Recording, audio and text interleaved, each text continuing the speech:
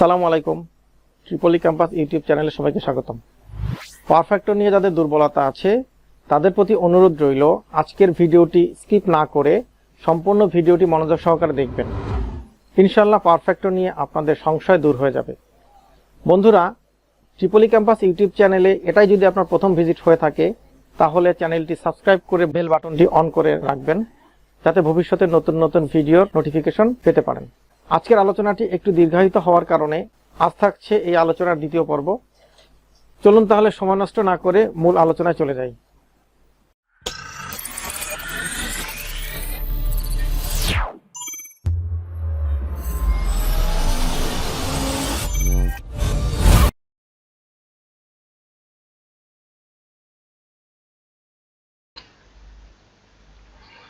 এখানে আমরা বের করব ক্যাপাসিটর ব্যাংকটি ডেল্টা সংযোগে সংযুক্ত থাকা অবস্থায় প্রতিটা ক্যাপাসিটরের ক্যাপাসিট্যান্স কত হবে।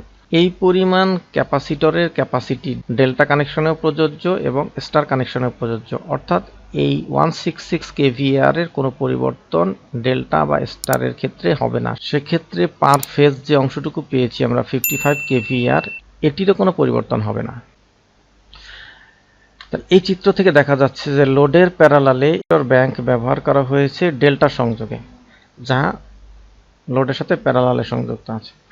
এখান থেকে আমরা একটি ক্যাপাসিটরকে আলাদা করে এখানে একটি চিত্র অঙ্কন করেছি। তাহলে এই চিত্রটি থেকে দেখা যাচ্ছে যে এই ক্যাপাসিটরের আড়াআড়ি আমাদের এখানে একটা কানেকশন L1 এবং L2 এর আড়াআড়িতে C1 কানেকশনটা আছে। এই চিত্র থেকে একটু বুঝতে চেষ্টা করতে হবে যে ডেল্টা কানেকশনে থাকা অবস্থায় প্রতিটা ক্যাপাসিটরের অ্যাক্রসে কি পরিমাণ ভোল্টেজ অ্যাপ্লাই করা হচ্ছে বা কি পরিমাণ ভোল্টেজ সরবরাহ করা হচ্ছে, সেইটি একটু সংক্ষিপ্তভাবে এই চিত্রের মাধ্যমে দেখানো হলো, যা কিনা 400 ভোল্টেজ এবং লাইন 1 এবং লাইন 2 এর আড়াআড়িতে। ঠিক একইভাবে ক্যাপাসিটর 2 হবে লাইন 2 এবং লাইন 3, এখানে একটু টাইপিং মিস্টেক হয়েছে, লাইন 3 এর একইভাবে ক্যাপাসিটর C3 সেটি লাইন 1 এবং লাইন 3 এর আড়াআড়িতে। তাহলে দেখা যাচ্ছে যে প্রতিটি ক্যাপাসিটরের অ্যাক্রসেই আমার লাইন ভোল্টেজ সরবরাহ করা হচ্ছে, যা কিনা 400 ভোল্ট। তাহলে এখান থেকে ক্যাপাসিটরের ভ্যালু বের করতে হলে kVAR equals to voltage square divided by XC, অর্থাৎ ক্যাপাসিটিভ রিঅ্যাক্ট্যান্স ইকুয়ালস টু, এই ইকুয়েশনটাকে রিঅ্যারেঞ্জ করলে XC সমান V square divided by kVAR পাই। কিন্তু এটা আমরা কিভাবে পাই তার একটু উদাহরণ বা বিশ্লেষণ এখানে দেওয়া প্রয়োজন। আমরা প্রথমত জানি কেভিএ, কে হচ্ছে কিলো ইউনিট, মূল উপাদান হচ্ছে আমাদের এখানে ভোল্টেজ এবং কারেন্ট, অর্থাৎ ভি এবং আই। তাহলে ভি হচ্ছে তো ভি, আই হলো এম্পিয়ার, তাহলে ভি এ আর এখানে আছে কে, তাহলে K V A equals to এটা। নাম্বার 2, এখানে আমরা পাই হচ্ছে আই স্কোয়ার জেড, অর্থাৎ এই ব্রাঞ্চের প্রবাহিত কারেন্ট এবং এই ব্রাঞ্চের যে বাধা আছে বা ইম্পিডেন্স আছে, এসি সার্কিটের ক্ষেত্রে আমরা ইম্পিডেন্স বলবো, সেই ইম্পিডেন্সের সাথে যদি এই ব্রাঞ্চ দিয়ে প্রবাহিত কারেন্টকে স্কোয়ার করে গুণ করি তাহলেও আমরা এই ক্যাপাসিটরের কি পরিমাণ কেভিএ বা কেভিএআর আছে সেটা আমরা পেয়ে যাব। কেভিএআর হবে, এটাকে কেভিএ ইকুয়েশনে দেখানো হয়েছে, এটা কেভিএ ইকুয়েশনেই থাক, কিন্তু যেহেতু এখানে রিঅ্যাক্টিভ কম্পোনেন্টস সেক্ষেত্রে আমরা আর কথাটা ব্যবহার করব। অতঃপর আরও একটি ফর্মুলা আমরা জানি, সেটা হচ্ছে ভি স্কয়ার বাই জেড, অর্থাৎ এই ব্রাঞ্চের যে ভোল্টেজ আছে সে ভোল্টেজের বর্গ করে যদি আমরা এই ব্রাঞ্চের ইম্পিডেন্স দ্বারা ভাগ করি তাহলেও এই ব্রাঞ্চে কি পরিমাণে কেভিএআর আছে আমরা সেটাও পেয়ে যাব।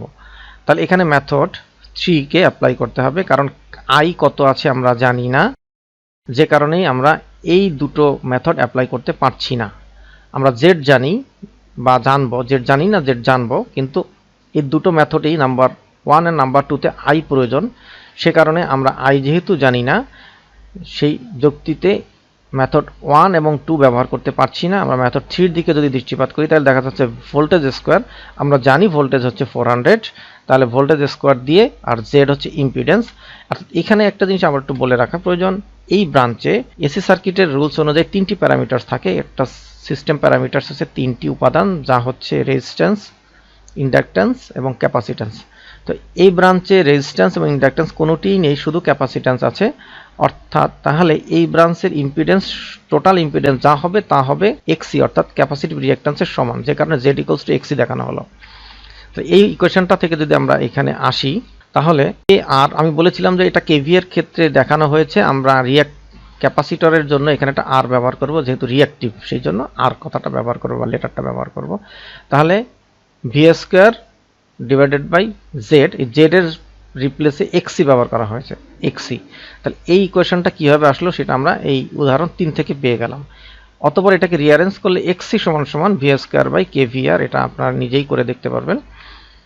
তারপরে আমরা আবার এক্সি এর সমান সমান জানি, একটা ফর্মুলা আছে 1/2 পাই এফসি। তাহলে এক্সি এর রিপ্লেসে 1/2 পাই এফসি বসিয়ে দিলাম, আর এর সাইডে যে অংশটুকু ছিল সেই অংশটুকু আগের মতোই থাকলো। এখন এই ইকুয়েশনটাকে যদি আমরা রিঅ্যারেঞ্জ করি, এখান থেকে আপনারা দেখতে পাচ্ছেন z ইকুয়ালস টু এক্সি, এক্সি সমান সমান 1/2 পাই এফসি। তাহলে এখন এই অংশটুকুকে যদি আমরা রিঅ্যারেঞ্জ করি, তাহলে c সমান সমান kVAR divided by 2 pi f v square পাওয়া যায়। এখন দেখা যাচ্ছে যে এই c তে kVAR আমরা জানি পার ফেজে যেহেতু করা হয়েছে, তাহলে পার ফেজের ভ্যালুটাই বসাবো 55 kVAR। তার সঙ্গে k কে তুলে দেওয়ার জন্য 1000 দিয়ে গুণ করা হলো, অতঃপর 2, এখানে 2 থাকলো, এটা ভাগ পাই এর মান বসিয়ে দেওয়া হলো, ফ্রিকোয়েন্সি 50 হার্জ বসিয়ে দেওয়া হলো, এবং v ছিল 400, এটাকে স্কয়ার করা হলো। এই পুরো ইকুয়েশনটুকু এখন ক্যালকুলেটর দিয়ে ক্যালকুলেশন করলে আমরা c সমান সমান 0.001092 ফ্যারাড পাই। এটাকে আমরা মাইক্রোফ্যারাডে যদি কনভার্ট করি, তাহলে 10 টু দি পাওয়ার 6 দিয়ে গুণ করতে হবে, অর্থাৎ 1 ফ্যারাড সমান সমান হচ্ছে 1 × 10 টু দি পাওয়ার 6 মাইক্রোফ্যারাড। তো চূড়ান্তভাবে ক্যাপাসিট্যান্স পেয়ে গেলাম 1092 মাইক্রোফ্যারাড। এই যে 1092 মাইক্রোফ্যারাড পেয়ে গেলাম, এটি হচ্ছে প্রতিটি ক্যাপাসিটরের ক্যাপাসিট্যান্স। যেহেতু এখানে 3টি ক্যাপাসিটর ব্যবহার করা হয়েছে ব্যাংকিং করার জন্য, তাহলে তার এই মানের 3টি ক্যাপাসিটরকে ডেল্টা কানেকশনে সংযুক্ত করলে আমরা এর থেকে যে পরিমাণে রিঅ্যাক্টিভ পাওয়ার পাবো তার মান হচ্ছে 166 kVAR, আর প্রতিটি ক্যাপাসিটর থেকে যে পরিমাণে রিঅ্যাক্টিভ পাওয়ার পাবো তার মান হচ্ছে 55 kVAR। আশা করি এই বিষয়টি আপনাদের কাছে পরিষ্কার হয়েছে। এবার আমরা স্টার সংযোগের বিষয়টির দিকে দৃষ্টিপাত করব। ঠিক এখানে একটি স্টার সংযোগে একটি ক্যাপাসিটর ব্যাংক দেখানো হয়েছে লোডের প্যারালালে যেটি সংযুক্ত আছে। এটি হচ্ছে আমাদের স্টার পয়েন্ট, অতঃপর 3টি ব্রাঞ্চ C1, C2 এবং C3। ঠিক এই অংশটুকু আগের মতোই আছে। আমরা বলেইছিলাম যে ওভারঅল ক্যাপাসিটি কেভিআর যেটা হবে সেটি ডেল্টা এবং স্টার উভয় ক্ষেত্রেই সমান থাকবে, এবং পার ফেজ কেভিএআর যেটা হবে সেটিও স্টার এবং ডেল্টা উভয় ক্ষেত্রেই একই রকম থাকবে। তাহলে এই চিত্রটি আর আগের চিত্রটির দেখতে একই রকম মনে হলো, একটু ভালো করে লক্ষ্য করেন যে এখানে আগের চিত্রতে ছিল 400 ভোল্টেজ এবং এখানে ক্যাপাসিটরের আড়াআড়ি কানেকশন ছিল L1 এবং L2 এর মধ্যে। এখানে ক্যাপাসিটরগুলোকে যেহেতু স্টার কানেকশন সংযুক্ত করা হয়েছে, তাহলে এই 3টি ক্যাপাসিটরের সংযোগ বিন্দু হচ্ছে স্টার পয়েন্ট, এবং অতঃপর C1 এর অপর প্রান্ত ব্যবহার করা হয়েছে L1 এর সঙ্গে। তাহলে দেখা যাচ্ছে C1 এর এক প্রান্ত L1 এর সাথে সংযুক্ত আছে, অপর প্রান্ত স্টার পয়েন্টের সাথে সংযুক্ত আছে। স্বাভাবিকভাবেই তাহলে এই C1 এর অ্যাক্রসে যে ভোল্টেজটা পাবো সেটি হচ্ছে আমাদের ফেজ ভোল্টেজ। পূর্ববর্তী সার্কিটে ক্যাপাসিটর 1 এর অ্যাক্রসে লাইন ভোল্টেজ অর্থাৎ L1 এবং L2 এর মধ্যবর্তী, এখন হচ্ছে L1 এবং নিউট্রালের মধ্যবর্তী, সেটি হচ্ছে ফেজ ভোল্টেজ, যা কিনা 400 ভোল্টের ফেজ ভোল্টেজ রূপান্তর করলে 231 হয়, অর্থাৎ 400কে যদি আমরা √3 দিয়ে ভাগ করি তাহলে এই ভ্যালুটি পাওয়া যায়। তাহলে স্টার সংযোগে দেখা যাচ্ছে যে ক্যাপাসিটরের আড়াআড়িতে ভোল্টেজ হ্রাস পেয়েছে। এই ইকুয়েশনটি ঠিক আগের মতোই, আপনারা দেখে নেবেন। এখানে যে উদাহরণগুলো দেখানো হলো সেগুলো আগের মতো না, রিপিট করতে চাচ্ছি না। তাহলে এই সূত্র যা এখন দেখতে পাচ্ছেন সবগুলোই পূর্বে আলোচনা করা হয়েছে। এখন এই ইকুয়েশনে আমরা মান বসাবো। মান বসানোর ক্ষেত্রে কেভিআর পার ফেজ 55 ছিল আগে, এখনো তাই আছে। কে তুলে দেওয়ার জন্য এখানে আমরা 1000 ব্যবহার করেছি, অর্থাৎ 10 টু দি পাওয়ার 3 দিয়ে গুণ করলে হতো। তারপর ভাগ 2 পাই এফ এর মানগুলো বসানো হয়েছে। ভোল্টেজের ক্ষেত্রে এসে দেখেন আগে বসানো হয়েছিল 400 তার উপরে স্কোয়ার, এখন বসানো হয়েছে 30 তার উপরে স্কোয়ার। এখন এটি ক্যালকুলেশন করলে ক্যালকুলেটর দ্বারা আমরা যা পাবো তা হচ্ছে একটি ক্যাপাসিটরের ভ্যালু 3276 মাইক্রোফ্যারাড। তাহলে দেখা যাচ্ছে যে এই একই পরিমাণ রিঅ্যাক্টিভ পাওয়ার প্রদান করার জন্য ডেল্টাতে ক্যাপাসিটরের ভ্যালু যা প্রয়োজন ছিল স্টারে তার 3 গুণ প্রয়োজন হয়েছে। আপনারা পিছন থেকে দেখে আসতে পারেন যে এখানে যে ভ্যালুটি পাওয়া যাচ্ছে সেটি পূর্বের তুলনায় 3 গুণ। এখন একই পরিমাণ রিঅ্যাক্টিভ পাওয়ার প্রদান করার জন্য স্টার সংযোগে ডেল্টার তুলনায় 3 গুণ পরিমাণ বেশি মানের ক্যাপাসিটর ব্যবহার করা হয় বা প্রয়োজন।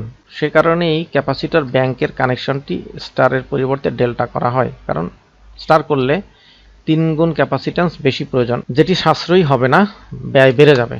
তাই ক্যাপাসিটর ব্যাংকের ক্যাপাসিটর সমূহকে ডেল্টা সংযোগে সংযুক্ত থাকে। আজকের আলোচনাটি একটু দীর্ঘায়িত হলেও মনোযোগ সহকারে সবাই দেখার চেষ্টা করবেন, ইনশাআল্লাহ এ থেকে আপনারা অবশ্যই কিছু না কিছু উপকৃত হবেন। আজকের আলোচনাটি যদি ভালো লেগে থাকে তাহলে ট্রিপলি ক্যাম্পাস চ্যানেলটিকে সাবস্ক্রাইব করে বেল বাটনটি অন করার অনুরোধ রইল। কথা হবে আগামী পর্বে নতুন কোনো টপিক নিয়ে। সেই অবধি ভালো থাকবেন। আল্লাহ হাফেজ।